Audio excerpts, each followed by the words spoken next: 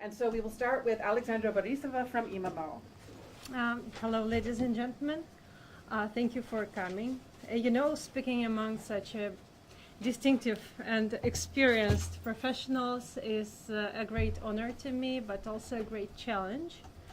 And the only choice I had, not to be beaten very much today, is not to touch upon very sensitive subjects. And at the same time, I could not touch them, so I decided to choose such a topic. And please excuse me for maybe you can think that my presentation is a bit entertaining, but because there are a lot of pictures and videos inside, but it's not. And it has very serious things inside, and things I really would like us all to think about. Okay, so you know that we are here with the Young Researchers Conference. So yesterday, Kimberly posed a Russian philosopher, Alexander Herzen's question, who is to blame? And if we think in terms of international relations, we always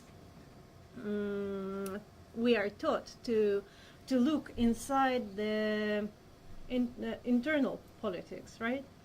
And maybe we could think today about the systemic crisis in the United States as one of reasons of the deterioration in Russian-American relations. And what I mean by that is firstly, distrust between establishment and people. Secondly, distrust between the Republicans and Democrats. Thirdly, the distrust within two groups of Republicans and Democrats, and so on and so forth down this scale. And what do countries do usually to detract attention from the internal crisis? They usually find the external foe, a comfortable rival, predictable enough not to accidentally fall into war, like real war, but strong enough to make a straw man out of it.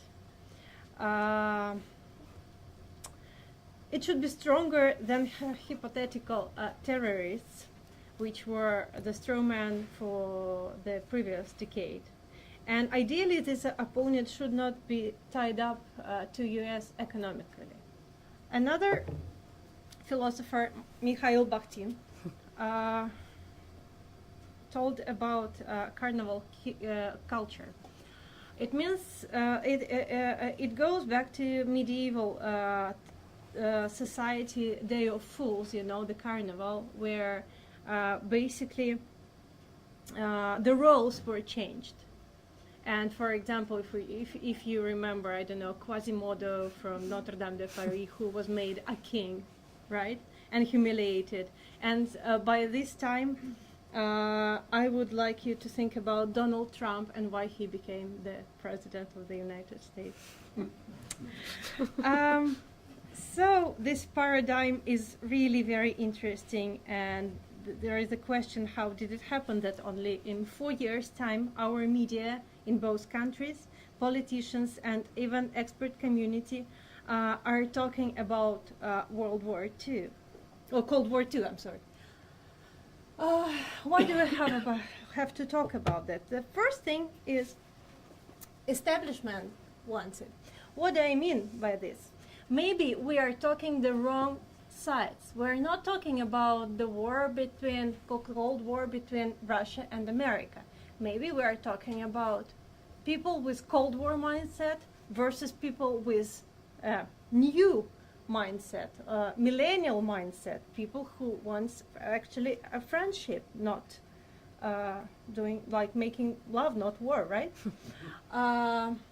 Since in establishment, the generation which now in establishment in both countries are prone to more to Cold War mindset, and also their students are now there.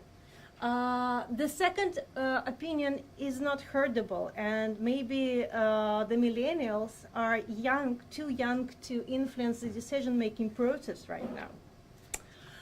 Secondly, people want it. What do I mean by that? American people like shows. Even election became show in the United States. And when the carnival ends, there is always a sense of loneliness and misery, so show must go on. Russian people on their side are used to the thought that some mythical foe from abroad is to blame for their miseries. It is much easier to hit back evil Americans than to think about your own government and to blame it. But why is it scary for Russians and not scary for Americans? I think the two reasons are that people in the United States have never experienced war actions on their sovereign territory, which is psychologically very important for Russians. Another reason is that people have never experienced terror from their own elected government, which is also very psychological influencing. The third is media wants it. And here we go to fake news and fighting digital industry. Fake news, I will also go to psychology here, because people tend to believe that information which goes along with their own beliefs is like more valuable, whereas when information is not that doesn't go with their own beliefs, they highly likely will treat it its source as a source of with suspicion, and it is a source of untrustful information. That's why social media enable the rapid spread of dangerous misinformation, and individuals who are psychologically disposed to believe in such information are more likely to accept this misinformation uncritically and then pass it to other individuals. And here we can think about meddling question. So I'm trying to be really brief, but I hope you're following. Fighting digital industry, what I mean by that is that today, to my point of view, United States tradition of verification of information, of journalist investigation, is decaying by a very simple reason: lack of money. Because a lot of sources are going into digital, so like normal news channels are trying to cut costs and cut employees, and there are not enough people to do the real journalist investigation. It is substituted by responsible source, very often from the government. And this make news biased, and this make news sometimes prone to more conservative or liberal part of society, but not really independent. Additionally, as people react more strongly to negative ideas than to positive, mass media tries to make a mountain out of the molehill to attract audience. That happens with hot topics such as Russia meddling or Trump presidency, etc. So my question is, would it be fair to pose a question if U.S. media doing anti-Russian propaganda right now? And if not, what is the difference between U.S. and Russian news coverage? I'm quite aware of the negative connotation of the word propaganda in today's world, especially in the West. And I think it's the same as we discussed today with nationalism in Russia, which is also can have double meaning. However, let's assume that propaganda can be described as the first explanation here, and let's think that that history knows many positive examples of propaganda. Let me show some of them, just to entertain you. So this is the war placard. This is the women and labor. This is quite long ago, yes. It is concerning the flag. This is different perceptions of Russia and United States, not always very plausible. This is what we're having now. Oops, sorry. I don't know if it's visible enough, but yeah. Seems that we are very much alike. And the last thing I wanted to tell you is that the transparency, which always is said to be in U.S. media and internet. This is how several U.S. websites look from Russian IP. This is Sanders.gov. So if you're an Americanist, it's not very easy to find statistics like that. This is Fox News. This is CVS Pharmacy. And I can show you many more.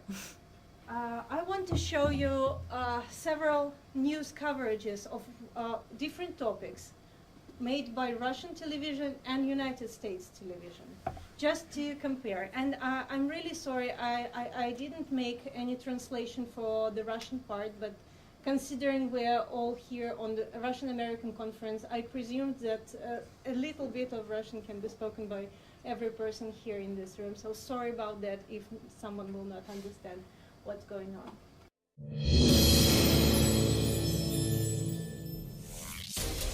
Дональд Трамп анонсировал выход США из фундаментального договора о ядерной безопасности, ракетах средней и меньшей дальности. Миру грозит новый Карибский кризис. Окажутся ли в Европе американские ядерные ракеты с подлетным временем к любому городу России до Урала 5-10 минут? Расстояние по прямой между Москвой и Вашингтоном 7824 километра. Зачем Трампу ракеты, которые физически не способны пролететь так далеко? Ясно, что Трамп не собирается нацеливать ракеты средней и меньшей дальности на города Мексики или Канады. Они нужны ему, чтобы взять под прицел совсем другие страны. Какие? Earlier this year, Russia announced the development of what it says is a hypersonic, nuclear-capable missile with a global range called Avangard. Putin's defense minister says widespread deployment will begin next year. In 2019, the Ministry of Defense is facing a number of defensive tasks which need to be fulfilled. Regarding our strategic nuclear forces, we need to deploy 31 launchers with the intercontinental ballistic missiles YARS and Avangard. Tensions between Moscow and Washington are increasing despite President Trump's stated goal of improving relations with Vladimir Putin. The U.S. saying it will pull out of the INF Treaty, which bans medium-range nuclear weapons, claiming Moscow is breaching the agreement. Putin today threatening to deploy new weapons if America abandons the deal. If that, which they keep trying to frighten us with, happens, well, we will have to respond accordingly. And as you understand, it won't be too big of a deal to do the appropriate research and development and put them on the ground if necessary. Russia's growing military activity extends above the surface as well. A Russian fighter jet's flyby of the USS Donald Cook this week, coming within 30 feet laterally and 100 feet vertically, is behavior that U.S. Naval Command... Radio calls in both English and Russian, and the aircraft didn't respond and proceeded on a course directly at the ship. So while we've seen these interactions before, this one was different because of the proximity to the ship, the altitude, and the flight path that it took. Below the bridge wing. Below the bridge wing. Some call these moves strafing runs without the firing. Tonight, U.S. officials still furious over the buzzing of an American Navy ship by Russian combat jets. America's top diplomat calling the incident in the Baltic Sea reckless, provocative. Under the rules of engagement, that could have been a shoot down. So people need to understand that this is serious business, and the United States is not going to be intimidated. In wave after wave, Russian jets buzzed the USS Donald Cook.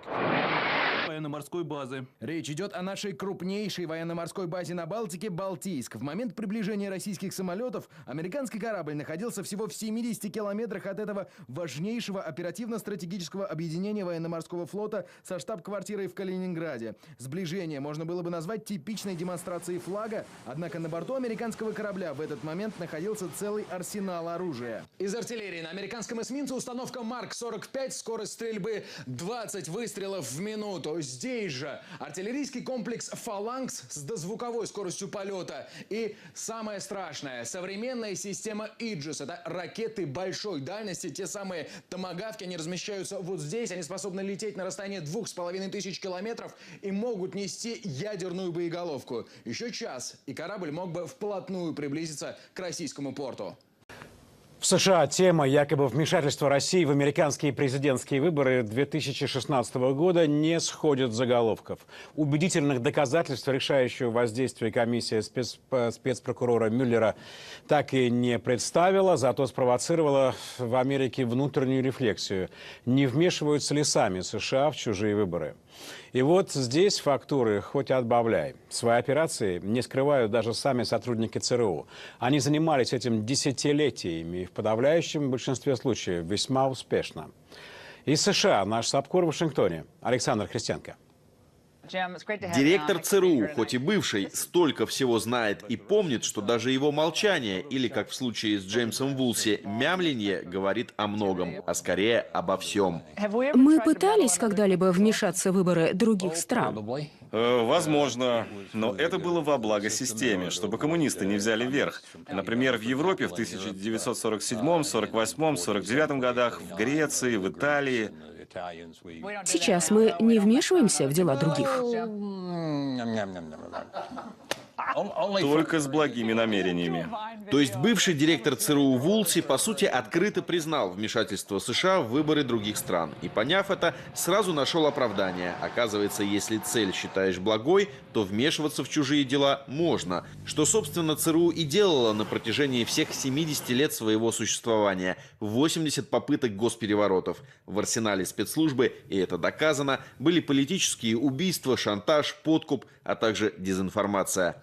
Мы занимаемся такими делами с момента создания ЦРУ в 1947 году. Мы использовали плакаты, брошюры, письма, транспаранты, все что угодно. Размещали ложную информацию в зарубежных газетах. Мы возили деньги чемоданами. Британцы называют это кавалерией короля Георга. В бумагах, составленных спецпрокурором Мюллером, обвинения в адрес 12 россиян, которые якобы вмешивались в американские выборы. Вручить записи лично Путину попытался очень старательный журналист Fox News. Могу ли я вам это передать, господин президент, чтобы вы на это посмотрели? Сюда это положить? Во-первых, Россия как государство никогда не вмешивалась во внутренние дела Соединенных Штатов, тем более выборы. Второе. Сейчас. Но это обвинение, здесь приводится 12 имен. Вы действительно считаете, что с территории Российской Федерации можно было повлиять на выборы в Соединенных Штатах и повлиять на выборы миллионов американцев? Это просто смешно. Россия, впрочем, готова к детальному разбирательству, если к нему готовы в США. Для этого есть действующее соглашение между странами. Как фамилия? Господин Мюллер. Значит, вот он может в рамках этого договора направить нам официальный запрос с целью провести допросы тех людей, которых он считает виновными в совершении каких-то правонарушений. Более того, мы можем сделать и еще один шаг навстречу. Мы можем допустить официальных представителей Соединенных Штатов, в том числе этой комиссии господина Мюллера, присутствовать на этих допросах. Мы тогда будем ожидать от американской стороны, чтобы они допросили тех официальных лиц, в том числе представителей спецслужб Соединенных Штатов, которых мы подозреваем в совершении противоправных действий на территории Российской Федерации. What I wanted to show you that not only in the United States Russia is demonized, but also in Russia we have very unpleasant things to think about the United States. And I think like every time I come here, I'm asking a question: what should Russia do for the escalation of Russian-American tensions? So maybe today I can give one recommendation for the escalation of Russian-American tensions for the United States. Maybe it's better to stop judging, impose sanctions, punishing, and talk to Russia from the position of superior power, or like someone, like a teacher. And maybe for Russia, it would be more comfortable to stop explaining herself in the manner of some general secretaries of the Soviet Union, and stop this fear-mongering on both sides, and primarily in the media, which is very frightening and very scary, because it influences millions and millions of people. Just let us think about that, and thank you for your attention.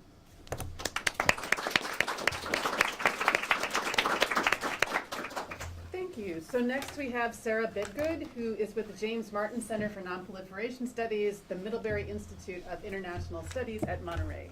Thank you, Kimberly, and thank you very much to the conference organizers. It's a pleasure to be here and a pleasure to share the stage with my colleagues. We did hear about the polar vortex in California, and I immediately caught a cold, so I hope you can all hear me, and I have lots of warm drinks in front of me to get me through this. So, Alexandra, thank you so much. I think you gave us some great food for thought here, and I'd like to build on some of the themes that I heard within my area of expertise, which is nuclear nonproliferation.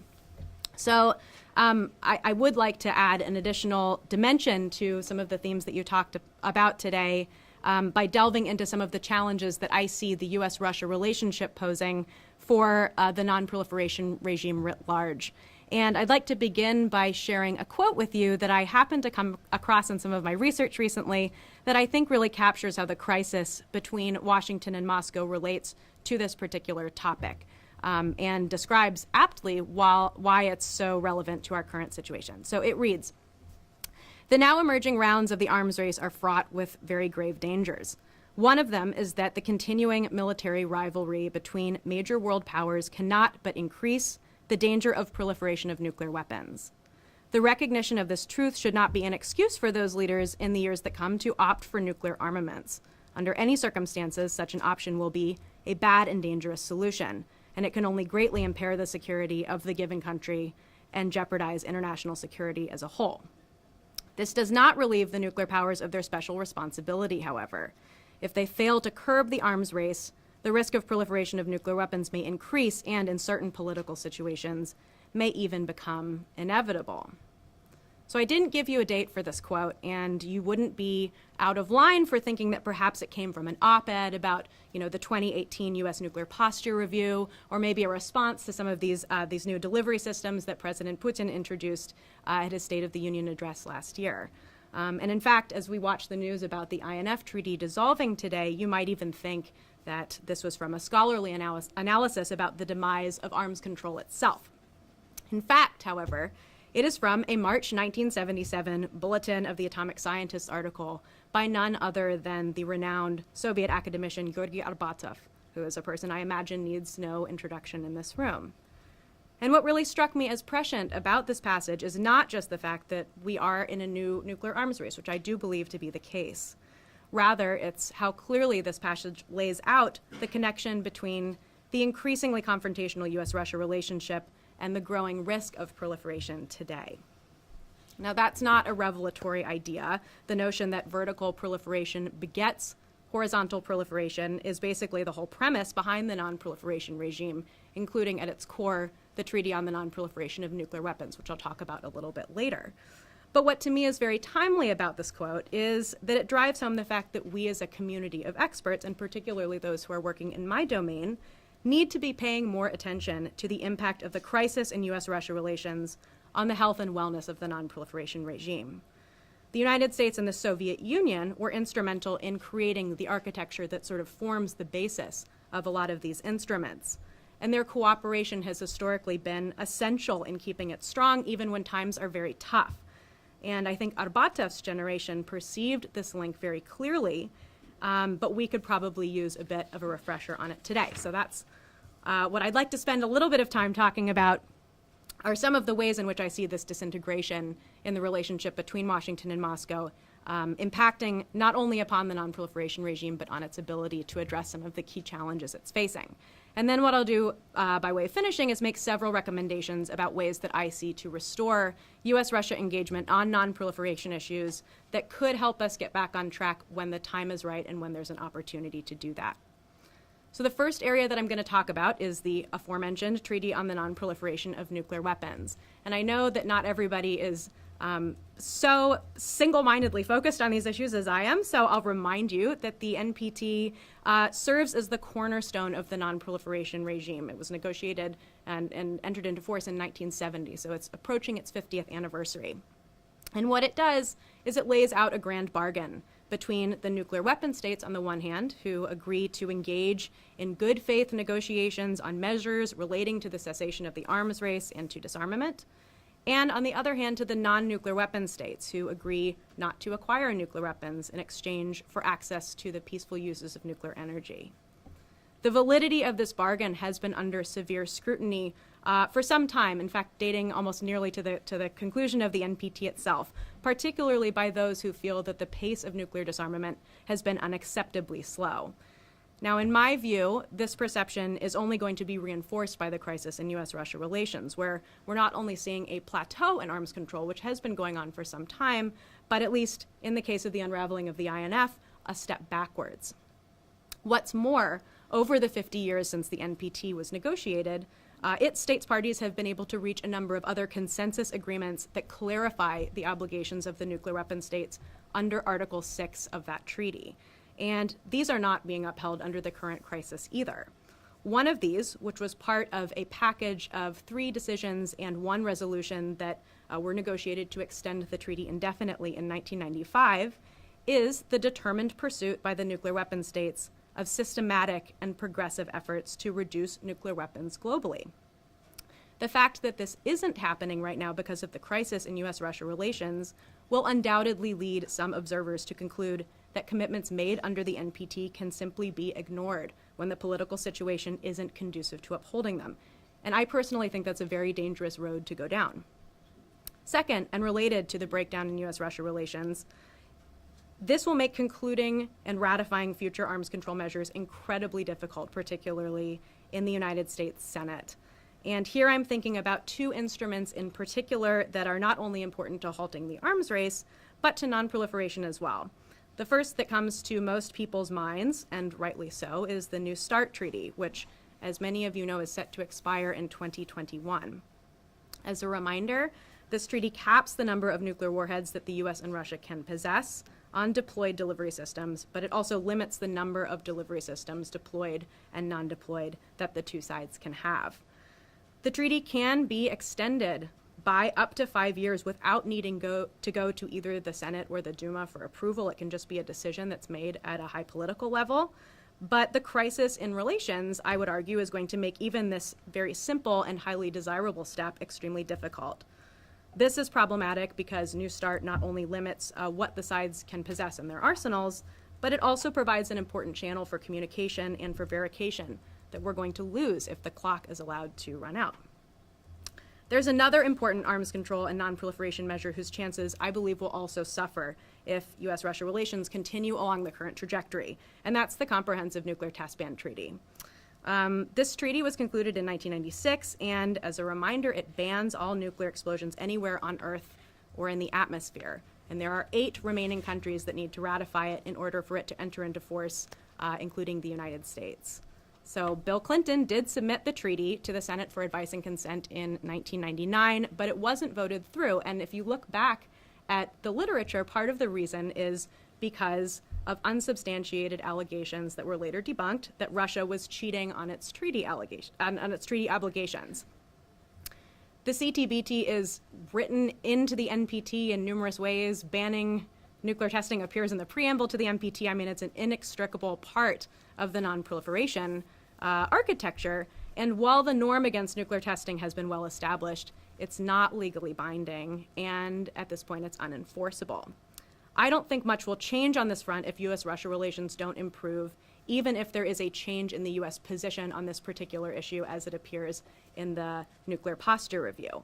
And from my vantage, that's a real shame because the CTBT, if it were in force, would be incredibly useful right now in addressing North Korea's nuclear weapons program in particular. So this leads me to my third area that I'd like to highlight, which is in fact North Korea. This is an area where Russia and the United States could, in principle, be working together very cooperatively. The two sides each have a strategic interest in limiting North Korea's nuclear weapons program and in facilitating disarmament there, but they appear to be more or less disengaged with respect to this process, with the possible exception of the UN Security Council. In some respects, in fact, they appear to be operating at cross purposes. So I saw an article this past week in the Washington Post about Russia offering North Korea a nuclear power plant in exchange for it dismantling its nuclear weapons program. The U.S., as we know, is trying a host of completely different approaches that look nothing like that, to varying degrees of success or not. And the fact that the U.S. and Russian efforts on this issue aren't being coordinated is, I think, really unfortunate, because these are the two countries that have the most experience when it comes to arms control, when it comes to verification, and when it comes to actually dismantling weapons. So because of the crisis in relations, we're losing out on this valuable expertise and institutional memory, and I think that that's to the detriment of the non-proliferation regime more broadly. Fourth and last, we should be thinking about how the crisis in U.S. Russia relations will affect the future of the Joint Comprehensive Plan of Action. At least in the NPT setting, the JCPOA, or the Iran deal, was frequently upheld as an example of how successful U.S. Russia cooperation for non-proliferation can work, even when relations between the two countries aren't at their best. Although the JCPOA was a multilateral agreement, we know that Washington and Moscow were really instrumental in reaching this agreement and in its implementation. Now, though, the U.S. has withdrawn from the agreement, as we know, and the future of the deal is quite up in the air without that incentive of unilateral U.S. sanctions relief.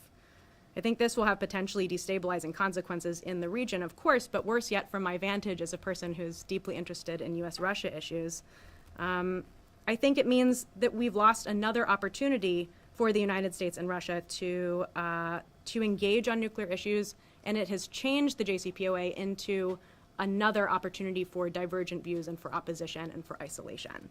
So this is neither good for the non-proliferation regime itself or for getting U.S.-Russia relations back on track, particularly in this particular domain. Okay, so here I've laid out a number of non-proliferation related issues that the crisis in U.S.-Russia relations either complicates, makes more difficult, or otherwise frustrates.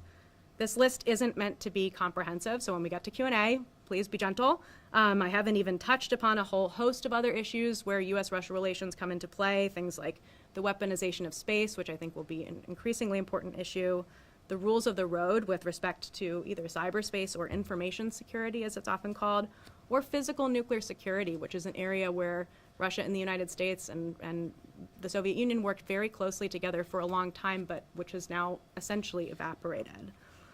We also shouldn't kid ourselves into thinking that addressing this crisis is going to be easy or that it can happen independent of overarching security environment. But I do want to put forward a few modest recommendations that I believe would help lay the groundwork for getting back on track before I wrap up. So I should note that a number of these are taken from an extensive research project that my mentor and I conducted at the Center for Non-Proliferation Studies, where we actually look at U.S.-Soviet non-proliferation cooperation. And so this is a copy of our book, and if you are interested in what you hear here, I invite you to check it out. So first and foremost, I think the United States and Russia could be deepening their engagement on nuclear risk reduction. We heard a little bit about that in the previous panel, actually, the importance of deconfliction and crisis management. If the United States and Russia are indeed embarking on a new nuclear arms race, which I do think they are, it's to their advantage to make sure that they are taking steps to reduce the likelihood that nuclear weapons would be used either deliberately or by accident. This, of course, sounds like a no-brainer, and when I tell people about this who are not working in the non-proliferation space, I'm sure they think, please tell me you're already doing this. But I think in an environment where almost nothing is untouched by the crisis in relations, we really do need to take active steps to shore up and even expand what we're already doing in this space. The good news is that risk reduction is an area where the two countries have traditionally worked very well together. And for example, the U.S. Nuclear Risk Reduction Center frequently consults with its counterparts in Russia and in the former Soviet Union about major exercises, about inspections, and other activities that can be taken to reduce the likelihood that they would precipitate miscommunication or misunderstandings. But I think, Alexandra, your clip that you showed about the buzzing showed very clearly why measures like that are really important, and why things like keeping transponders on in airplanes is especially important. So I don't know if you guys saw the movie Command and Control, but I think that for me that drove home really personally the importance of risk reduction across the board. And I think tools like this become even more important when tensions are running high and new technologies are emerging that threaten our traditional conceptions of strategic stability. So second, and not unrelated, I think there's a broader need for the US and Russia to assess one another's strategic interests in a very systematic way and to better understand one another's threat perceptions. One way to do this would be to carry out a joint threat assessment exercise. Obviously, cooperation on nuclear issues for the sake of cooperation isn't likely to happen in the current environment in the way that it sometimes has in the past. So the beauty of a joint threat assessment would be that it could highlight those areas where there really is a shared interest today, which might be ripe for engagement. This type of exercise is sometimes difficult to coordinate at a track 1 level or an official level when tensions are really high or when relations are bad. But even if that's the case, I think there's still value in doing this at a track 2 or a track 1.5 level. This might simply highlight those areas that we already know that the US and Russia are able to cooperate in, but I think it has the potential to bring to the fore some new domains where the two sides haven't worked together just in the context of this new security environment, and these could be worth exploring. Third, we need to get back to basics. I think that President Putin and President Trump should issue a joint declaration that nuclear war cannot be won and must never be fought, just as Gorbachev and Reagan did in Geneva in 1985. This is not a new idea. I'm not the person who proposed this idea, but it's one that I've heard in a number of different fora, and I really like it. I think it would go a long way towards affirming some of the basic principles that are cast in doubt today by the behavior of both governments. Fourth, in an environment where it seems like any new arm control measures are going to be difficult to negotiate, I think Washington and Moscow should take a look in their archives and see if they can't revive some of their past cooperative achievements under the current circumstances. And one that comes to mind for me, and one that I've done some research on myself, is a draft radiological weapons convention, radiological, not nuclear, that the US and the Soviet Union negotiated in 1979. This little-known agreement never made it out of the Conference on Disarmament in Geneva, which is the negotiating body there, and it languished on the agenda of that group for almost a decade before it was bumped off for more urgent matters like CTBT negotiations and chemical weapons convention negotiations. What this means, however, is that there is no multilateral instrument that prohibits radiological weapons, and I would call that a pretty significant gap in the non-proliferation regime. So with this in mind, I think the US and Russia should consider dusting off this treaty again. It would be a relatively easy lift for them. It's not a super controversial topic, and it could facilitate engagement at a time when they don't have a lot to show for themselves by way of arms control. Fifth, and I'll just end by echoing some of what Kim said in her opening remarks, I think the United States and Russia should both be putting significant resources into building up a new cohort of American and Russian experts who understand the importance of nonproliferation, especially during the toughest times. And as the quote that I read at the beginning drives home, our countries do have a special responsibility when it comes to limiting our own behavior and considering how it will impact upon the behavior of other states. As Sig Hecker has said in his superb book about lab-to-lab cooperation between the United States and Russia, we're doomed to cooperate on nuclear issues. So building this cohort is part of what we're doing here at this conference. It's part of what we're doing a lot at the Middlebury Institute and at the Center for Nonproliferation Studies, where I work. And although it's a long game, I think these measures really do have the potential to make a significant difference. A lot of the broader security environment is out of our control, particularly for those of us who aren't working in government, who are in NGOs or in the academic community, which can be really frustrating. But preparing that next generation of decision makers who really understand the importance of cooperation and know how to do it is something I think we can do that really works. So I'm going to end with that, but I've tried to kind of provide some food for thought here that might stimulate discussion, and I look forward to taking your questions during Q&A. Thank you very much, Sarah. And last but far from least, we have Mikhail Troitsky, who's from the School of Government and International Affairs at McGill University in Moscow. So great pleasure being here. Thank you, Kim, for inviting me. And let me just say I'm speaking in purely personal capacity. All responsibility is mine, so don't blame any of the institutions I might be associated with for whatever I'm going to say. So I guess we are talking about strategic outlook for U.S. Russia relations, and I guess we have now covered the downsizing of mutual propaganda and nuclear safety / non-proliferation as kind of potential avenues for kind of stopping the dangerous drift of the U.S.-Russia relationship. Now let me address a couple of other avenues for a cooperative pursuit of U.S. Should I speak close? Okay, to the mic. So let me address a couple of other potential pursuits, cooperative pursuits of U.S. Russia relations, and that is more or less the classical vertical arms control and security building in Eurasia.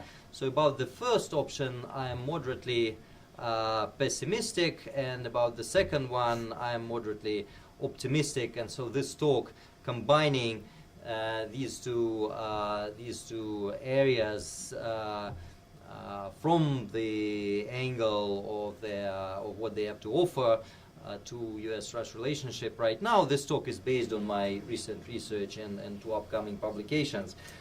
Okay, so one obvious idea for an anchor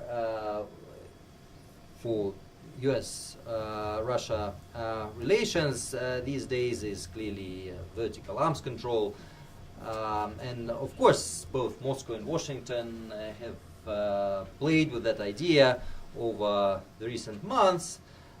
We have at least expert informal discussions underway about about next steps, if any, in arms control between the United States and Russia. And Russia is apparently interested in what Moscow calls strategic stability.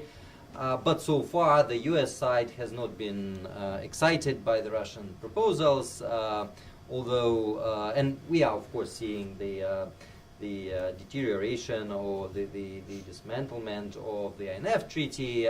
We still have some hope for an extension of the New START, and eventually a resumption, even a resumption of negotiation on a broader arms control agenda.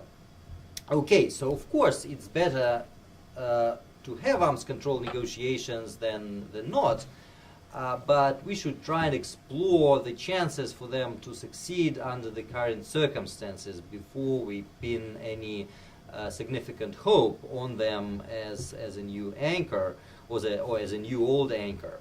And for that we need to understand the political conditions under which, or that rather that used to be necessary for success of arms control negotiations between the United States and the Soviet Union / Russia. And I would argue that so far arms control has been effective only when both sides are clear or have been clear about each other's mutual intentions. Okay, so when they were able to convince their counterpart before the negotiations, the actual arms control negotiations, of their stable intentions, then they could work from there and close arms control deals. And what is interesting, those intentions from a historical perspective didn't need to be cooperative. They could be adversarial, but at a certain stable level. So more generally, arms control agreements have so far been secondary to politics, right? So those agreements only happened when politics of the mutual relationship was ripe. And let's look at a few examples. So the United States and the Soviet Union reached plenty of arms control agreements under global confrontation. Think of SALT I and ABM and SALT II, the notorious INF, the Conventional Forces in Europe Treaty, and even START I. So the two sides were clear adversaries when at the time when they signed those agreements. Okay, but neither side actually displayed expansionist intentions, such as planning for surprise maneuvering in order to turn the tables. And when suspicions of such maneuvering being prepared began to grow, then Soviet-American arms control stalled. Think about the time between the invasion of Afghanistan and the coming to power of Gorbachev. That was the time when nothing was achievable, apparently, because of those mutual suspicions of preparation of surprise maneuvers that would change the status quo in the relations. Now, if you think about START II or the SWORD Treaty and the new START Treaty of 2010, these treaties were signed by the United States and Russia under credible commitment to cooperation. Of course, we had mutually assured destruction that was still there. It kind of lurked in the background, but it was not allowed to shape the bilateral relationship. And these interesting periods that enabled successful arms control somehow occurred in the post-Cold War history of U.S. Russia relations at the beginning of 3 consecutive decades, right? The 90s, then the noughts, and the 2010s. Okay, and then START II fell apart once the United States in the late 90s resumed discussion of missile defense initiative, and that was a move that Moscow viewed as destabilizing, as a confirmation that U.S. intentions towards Russia were actually changing. Okay, and then the first period is also the one when arms control went into hibernation because of Afghanistan. All those able Archer exercises, concerns, and so forth. Okay, and the same dynamic was at work between approximately 2004 and 2009, and eventually since 2012. So those were and still are the times of intensifying regional rivalries with a high escalation potential, which makes credible signaling of intentions virtually impossible. So both sides are making, both sides are making declarations of benign intent, but they do not trust those mutual declarations because they suspect subversion. Okay, and arms control has never worked under such circumstances.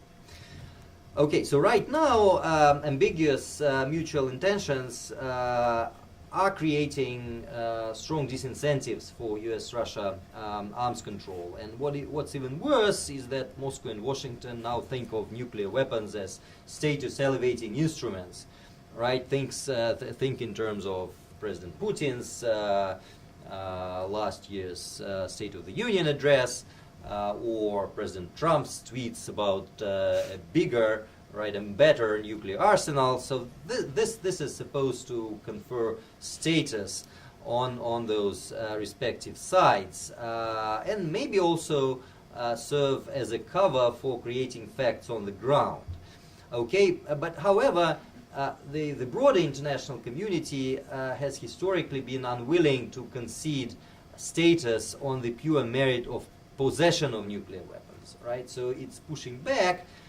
You've got all those nuclear weapons abolishment initiatives, and that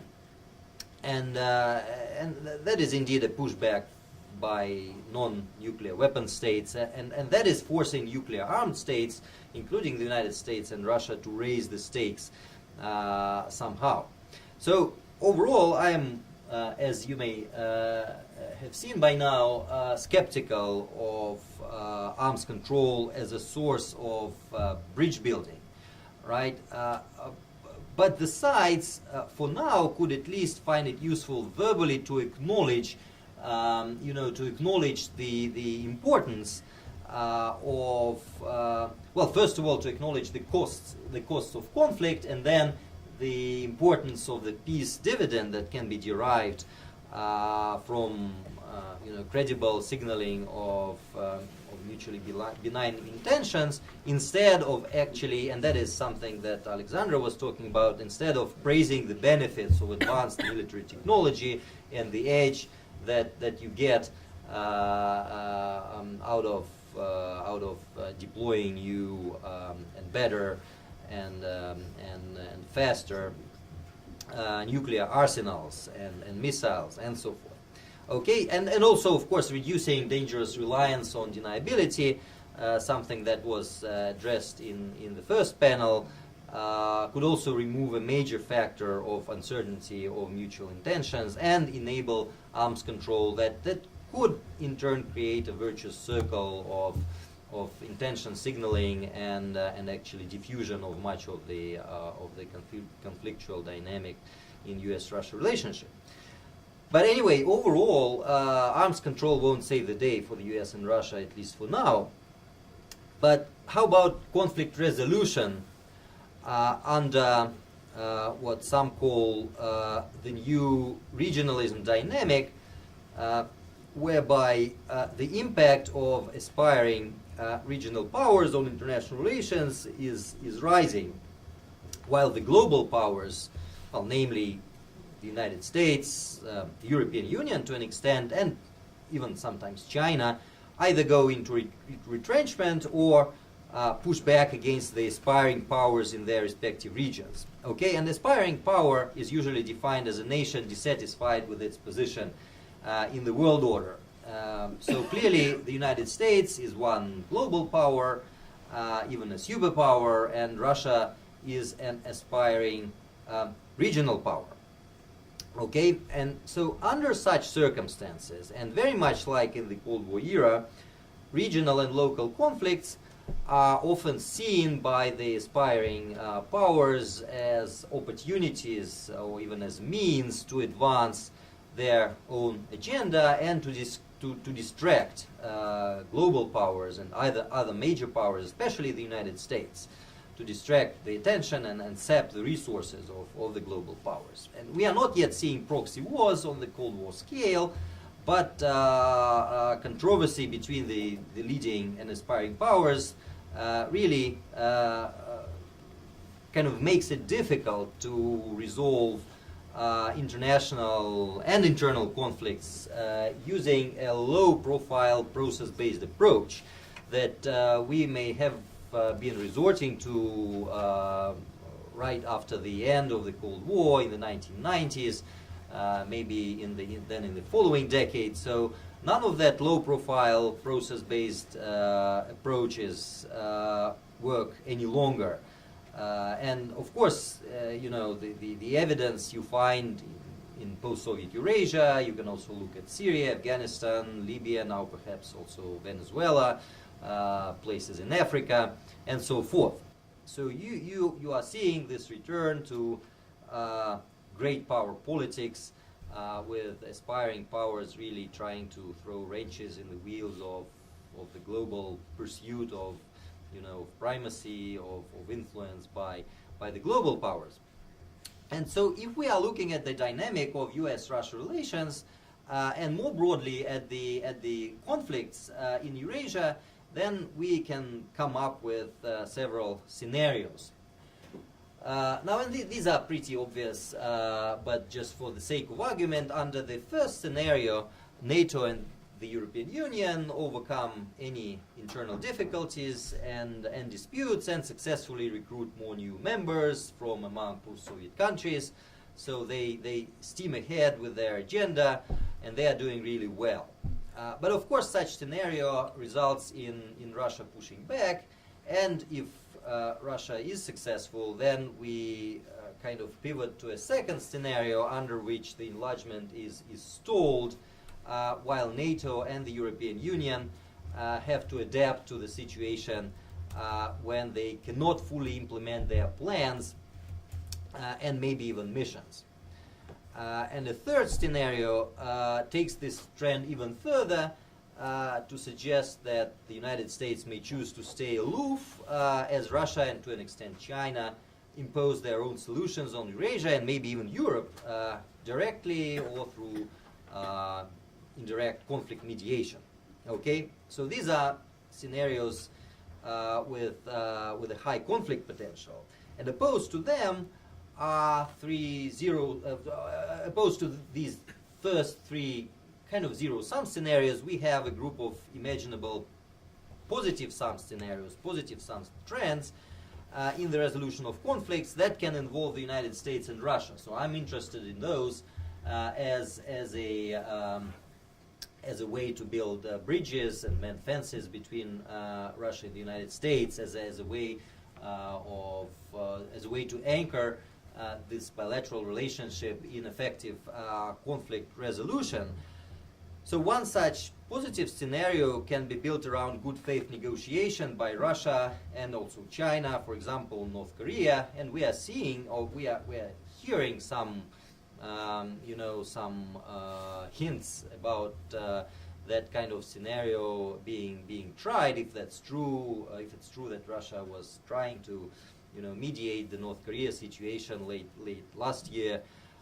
We also had some promising dynamic on Transnistria very early in this decade when Russia tried to resolve that conflict more or less permanently in cooperation with the European Union, apparently incentivized by the European Union's promise to set up a security consultation body between Russia and the European Union on Europe, but then apparently that effort ended up falling apart.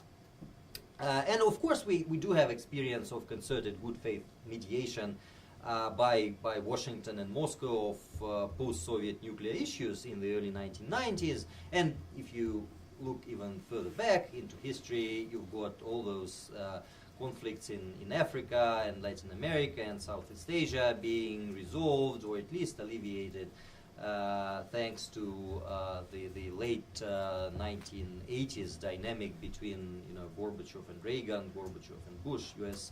Soviet dynamic of new political thinking in the USSR. Okay, and a sub-scenario of that one would be the aspiring regional powers and the global powers cooperating through the institutions that they lead. That has long been a pipe dream of the Russian diplomacy, of course. For example, NATO gets on board with Russia's Collective Security Treaty Organization to build peace in Afghanistan, and through concerted multilateral mediation, extensive sharing of information, even joint operations. So I'm not sure if we are any closer to that kind of scenario now than we were when the United States didn't want to talk and NATO didn't want to talk to Russia-led organizations, basically referring to them as paper tigers. But if we are seriously to look into options of a final, settlement for Afghanistan with Taliban back into play, then I think a certain role for Russia and its Central Asian neighbors is to be foreseen, and that could well take the form of interinstitutional cooperation in conflict resolution in that part of the globe. And then in the final scenario, the United States and Russia and other major powers may agree to delegate resolution of the most controversial issues to those non-partisan and relatively low-key institutions such as the OSCE, and perhaps also the United Nations for Eastern Ukraine, maybe South Caucasus, other areas. But of course, it's unlikely that any of the great powers would acquiesce to unfavorable decisions and actions by those low-profile institutions, so that the delegation agreement will likely not hold long enough. The problem here is that we still have this logic of the security dilemma And so the leading global powers in this new regionalism environment are faced with a dilemma. Can they really afford, and should they seek to accommodate the aspiring powers, including Russia, in order to ensure Russia's cooperation in mediating and settling regional disputes? And of course, one means of accommodation has always been grand bargains, and but those high-profile agreements delineating areas of responsibility are very difficult to pull off for known reasons. And so if grand bargains don't work, then as a means of mutual accommodation, we could perhaps try building a network of negotiation fora, overlapping negotiation platforms in Eurasia, and that would be my punchline and bottom line in that presentation. So that kind of network would require synergies among existing institutions such as OSCE and perhaps also NATO-Russia Council and CSTO, even Shanghai Cooperation Organization for what it's worth. But some platforms will need to be created anew. And I was thinking in terms of a comprehensive negotiation structure involving Russia, the United States, and China in regular security consultations, and also all relevant stakeholders in post-Soviet Eurasia, depending on the issue under discussion. We could also think in terms of free trade zones plus groups of countries reducing barriers to trade along China's Silk Road, for example, between China and the European Union. And so good faith negotiation, of course, in the existing fora have largely stalled because of a number of reasons. And I'm thinking about conviction that your opponent is actually declining, so it's not worthwhile negotiating. Then there's of course this lack of trust that we have been talking about today at length. And then of course negotiation can be considered as a major concession to aspiring powers by global powers, which has always been a problem. The flip side of those concerns with status is that you can lock in the aspiring nations such as Russia, because they are going to value serious status endowing negotiation fora, and so walking out of them would come at a significant cost. Now, how do you penalize obstructionist behavior? That's indeed another problem. If you are to create negotiation platforms to serve as conflict resolution mechanisms for Eurasia and perhaps also wider Eurasia.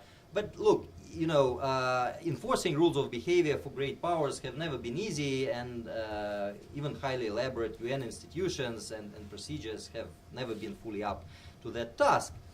So, and that's my final line, at the end of the day, as an aspiring power, Russia did manage to join the Council of Europe, for example, and used to engage in advanced forms of negotiation with NATO and the European Union, and China at the end of the day joined the WTO and built the web of trade and other investment regime negotiations with smaller partners.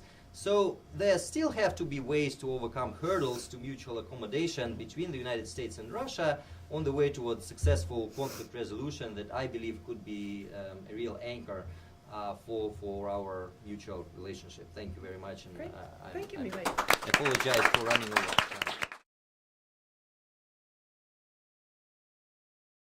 I see a hand up over there. I can't see who it's attached to. Hi. So based on your presentation, Mr. Troitsky, I wanted to ask Ms. Borisova Dr. Borisova regarding lack of trust as an obstacle to negotiation. So through decision making as a discipline, there is a school of thought that actually argues that mistrust can be just as effective, if not more effective, for cooperation.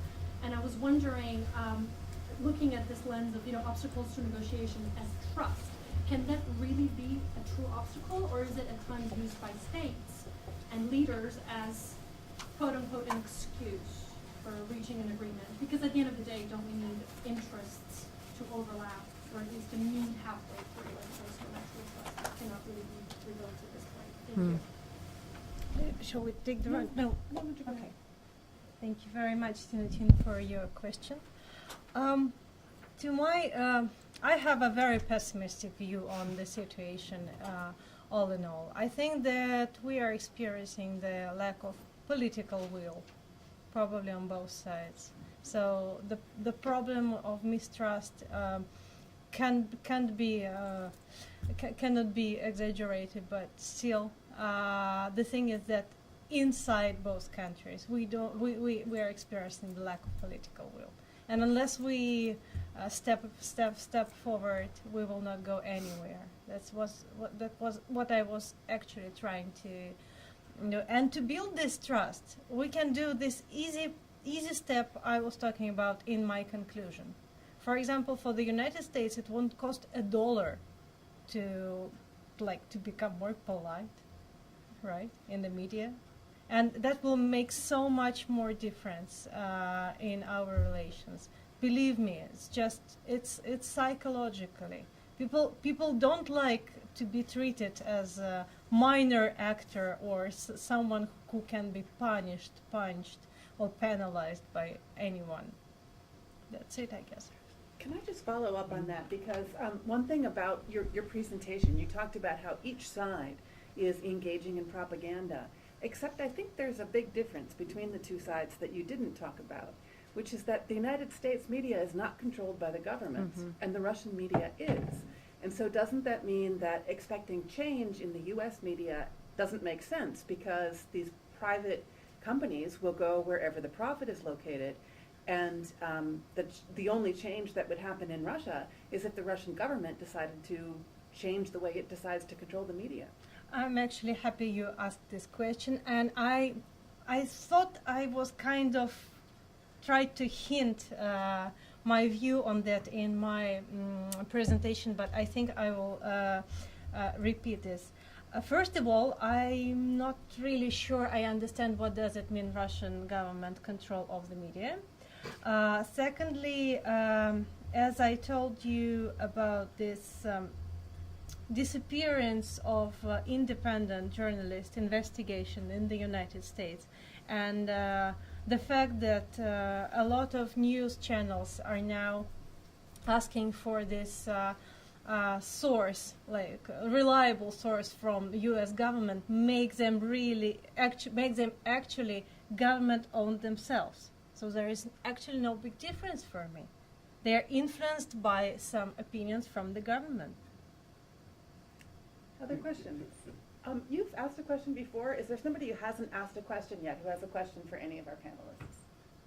Yes. So Justin Keck, I'm a PhD candidate here at Columbia. Very interesting talk, all three of them. Wish I had time to ask three sets of questions, but instead I think I'll ask a question that's directed at either or both Sarah or Mikhail. So as we all probably know, the deadline for rescuing the INF Treaty was today. It doesn't sound like it's going to be rescued. New York Times reported that although there's a lot of hand-wringing about salvaging the treaty, both countries are actually worried about China's ability to acquire weapons, is not constrained with the treaty. So this could be a reason why both the U.S. and Russia are interested in abandoning the treaty. Increasing Chinese science and technology investment means finally it's maybe time to include them in these discussions about arms control, not only over existing Cold War frameworks, but for emerging technologies today. And I'm wondering, I've got a two-part question here. So first, what does Russia gain strategically from the new land-based cruise missile? And second, do our instruments sort of need expanding in this trilateral sense? And if so, the prospects for doing so, are they good or not? Especially given that in arms control areas, it's the PLA we've got to talk to, not the foreign ministry in China. They've got their own bureaucratic interests. And second, unlike nuclear diplomacy in cyber AI space, the diplomats don't really have the technical expertise required, or they're just not trained with it. So what are the prospects for cooperation? Well, I'd be interested in kind of tackling the second part of your question. So oftentimes in UN settings, you actually will hear calls from Russians in particular to multilateralize arms control. So they've been interested for a while, at least some of them, in moving away from bilateral arms control and moving it into a more multilateral setting for exactly the reasons that I think you're outlining. The challenges, as I see them, are that, as you can see, If the New START treaty is allowed to expire, this will be the first time in approximately 5 decades that we haven't had an arms control treaty under negotiation or in place. Imagine trying to move from doing this between 2 parties to moving it to 5 parties or 9 parties. I mean, in my view, I think that's an incredibly difficult proposition, and I think in terms of the way it would be perceived by the international community, it would look like a shirking of duties. So instead of kind of getting down to the business of continuing to reduce their arsenals, it would look as though the United States and Russia were trying to introduce additional complications and kind of barriers to the path of continuing to do arms control. That being said, there will clearly come a time, and it's written in the NPT itself, and this is the idea behind the ban treaty that was concluded in 2017, when arsenals will get low enough that we do have to start talking really seriously about how to do general and complete disarmament. I don't think we've gotten there yet. I do think there's a lot of logic to trying to bring China into the fold somehow, but I think there are going to be a lot of kind of challenges to that that one has to look at before kind of going down that road. Yeah, well, as concerns China, I think China, of course, is not going to engage in multilateral arms control negotiations unless its badness change, for the worse, unless alternatives to negotiation are bad enough. So what can change China's calculus? And apparently that's the second part of your question, what Russia was driven by. But when Russia really was faced with the prospect of the INF Treaty falling apart, I think there was significant push to do whatever it takes to try and keep it in place, at least by certain influence groups within the Russian government. And they, as far as I understand, I think there was a Nikkei report or something to the effect that Russia did reach out to China and did try to convince China to maybe at least imitate some kind of negotiation on intermediate nuclear forces and maybe perhaps talk about joining a new INF treaty, a multilateral one. But of course China demurred, and so to change that stance, I think China needs to realize that if there's if the dynamic of arms control and non-proliferation changes radically on the global scale, then China stands to suffer in many different ways. If I were Chinese, I would be thinking in terms of the Donald Trumps of the world actually waging not only nuclear weapons, and perhaps the Russias of the world and others, the Pakistans and so forth, not only waging nuclear, kind of not only trying to stress their nuclear weapons capability, but doing the same in the area of trade and economic interactions. So I guess for Donald Trump, it comes together. We are building a bigger and more beautiful nuclear arsenal, and we are also putting pressure on China in the field of trade and so forth. So if there's this dynamic of going it alone in the field of non-proliferation, that I think is going to spill over into economic relationships. And if China is concerned with its pace of economic growth and its economic prospects, that may be something that could tip the scale towards towards engaging in good faith negotiation with others in multilateral negotiation, which is going to have many downsides for a power like China that so far has been trying to stay aloof of any multilateral commitments, negotiations, and so forth, just disregarding them. But if this dynamic kind of becomes obvious to China and it changes its calculus, then we might see China negotiating with others. But it may well be too late by then, because there will be no credible way to come back to any treaty building or institution building in the field of arms control if things really go ugly.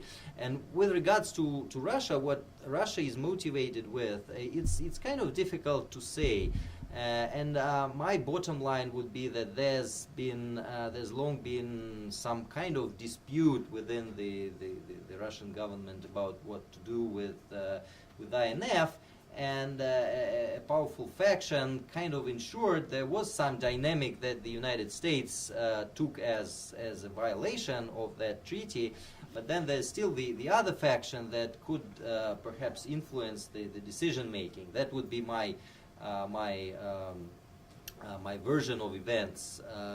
But there's a more devious one. There was this pretty good article in the Survival Journal, which basically claims, that signifies a change in Russia's strategic calculus, and that came a long time ago, a decade ago, and Russia has been on that path for quite a long time. So now kind of things came to a head and we are seeing this. But I really cannot, as I haven't seen the intelligence, so to say, that the United States claims it has given to Russia as a proof of its demands with regards to Russia's INF, or Glikom, the liquidation of the Glikom. So I don't really know, but my perspective is that of a debate between factions, with things kind of spinning out of control, and now we are left without any, treaty apparently, and we will be lucky if we preserve the New Start. Other questions? Jonathan, there's nobody else who wants to ask a question. I would just pick up on two things. One, on the question about the different media systems. Hegemonic frames form in different ways. We could ask ourselves why the hegemonic frame that's formed against Russia in Washington and in New York formed the way it did. But if you ask yourself, who had a better chance of appearing on the national media, Mr. Khodorkovsky out of Moscow or Mr. Cohn out of New York? I think they both have lousy chances as reflecting dissident positions. More generally, I'd say, I think you don't want to quote Herzen as who is to blame as to quote Marshall Shulman. Marshall Shulman, a famous op-ed, said, "Tell me, Daddy, who's the baddie?" What's the psychological necessity to always look from Washington and the Kremlin at the other side as the bad guys? And why does it continue to persist? I agree, and in fact, I was a bit misquoted by Alexandra. I did not say that we should be discussing who is to blame. I said that we should not be discussing who is to blame, because what has happened, and instead we should be focusing on a way forward. Что делать? That's what we need, is our Chernyshevsky. Exactly. Other questions and comments? Nobody else has anything to say? I thought this was a really vibrant and interesting panel, and everybody is just gonna, okay, good. I wanted to ask Sarah a question. Sure. When you talked about how maybe the archives might have some potential negotiations that could be kind of dusted off. But since at the end of the day, the publics in Russia and the U.S. kind of associate these agreements with the leadership, in this case, Putin and Trump, considering the fact that Trump has a lot of baggage with Russia these days to the American public, do you think that it's possible for a negotiation to have credibility, even if everything about it is perfect?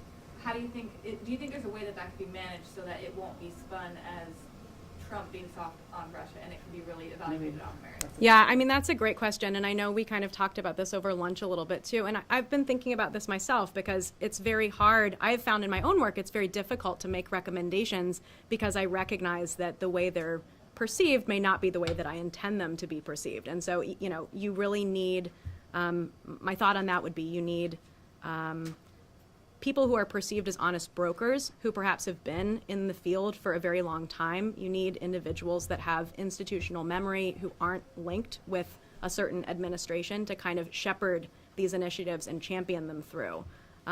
We found in our archival research about U.S.-Soviet non-proliferation cooperation that individuals make an absolutely massive difference. So a policy is one thing, but the individuals who are in charge of kind of conducting it, carrying it through, seeing it through, getting it through whatever process it needs to go through are the ones who are ultimately doing the legwork, and they can make or break something. So I totally agree with you that when we're thinking about domestic audiences and perception and things like that, this is a very, very difficult moment for Trump to take even a genuine step, towards Russia to conclude a further agreement. But there can be a quiet diplomacy, I think, that happens that's really put through by true statesmen and women that I think can make a real difference. And it's important not to throw the baby out with the bathwater just because of the very real challenges that you point out. Yes, Elise. Okay, this is a very interesting panel. I have a question for you, Kyle. I suppose anyone can take a crack at it, though. What is the current position in Russia toward multilateral institutions such as OSCE? I mean, I know Russia's obviously a member, but Russia still kind of hold out this hope of transforming or kind of making greater use of some of these multilateral institutions, especially specifically with regard to OSCE and maybe with regards specifically to the conflict in Ukraine. I have a sense that it's changed a bit over the years. Well, obviously the hopes were dashed about really transforming European institutions away from a pro-Western tilt or Western-dominated institutions. But I just mean very recently, like in the last maybe 2 years, do you sense that there's any kind of change in the position of Russian government or even of Russian intellectuals and foreign policy makers towards some of these institutions? Yeah, that's a tough one, but I think there's plenty of continuity. Multilateral institutions are difficult to operate, right? But they are good if they we always had problems with OSCE that didn't start yesterday. They didn't start with the Ukraine crisis. I guess OSCE was already in crisis by when 2006, 2007, because of this divergence of views on what the OSCE should actually be doing. Right then, but the OSCE still was endowing status on Russia, and Russia did pin some hopes onto OSCE with regards to comprehensive European security solutions, and there was this Astana summit in 2010 when when the final resolution was almost communique was almost agreed, and then I guess President Saakashvili of Georgia, as I heard from my American friends, tanked it. And since then, I guess Russia lost much of its kind of high political interest in the OSCE. Now then you got the Ukraine crisis momentum, and then Russia got a little bit isolated within the Council of Europe, so it scaled back its contribution to this Council of Europe with Russian Council of Europe professional staff actually being laid off because of the lack of funding. So apparently Russia would like to come back to the Council of Europe if it could be more constructive from the perspective of Russia in discussing whatever the agenda for European humanitarian issues and the OSCE respectively with regards to hard security issues and conflict resolution. And other than that, Russia has been running its collective security treaty organization, the Shanghai Cooperation Organization is also there with difficult politics, maybe largely symbolic, but still that's also a demonstration in Russia's interest in multilateral diplomacy. And of course the United Nations is being a major platform for Russia to to do messaging to the outside world. So it's kind of complicated. It's either issues of interest to Russia that are being kind of addressed in a constructive way from the Russian perspective that makes Russia interested in a multilateral forum, or it is the status endowing potential of a particular forum, even if it's kind of hibernating, or even if its politics is controversial, but still, Russia is interested in that. But if none of that obtains, then there's no interest, and Russia basically is ready to pull out of the Council of Europe and NATO-Russia Council. You sacrifice NATO-Russia Council and you basically agree to see the Russia-EU negotiations come to a halt. So I'd say it's either the issues of interest or status, or there's no interest in multilateralism. So I think our formal program has come to an end. Please join me in thanking our panelists. I also want to thank the audience for being so engaged and asking great questions. And my understanding is that there's a little reception waiting for us outside.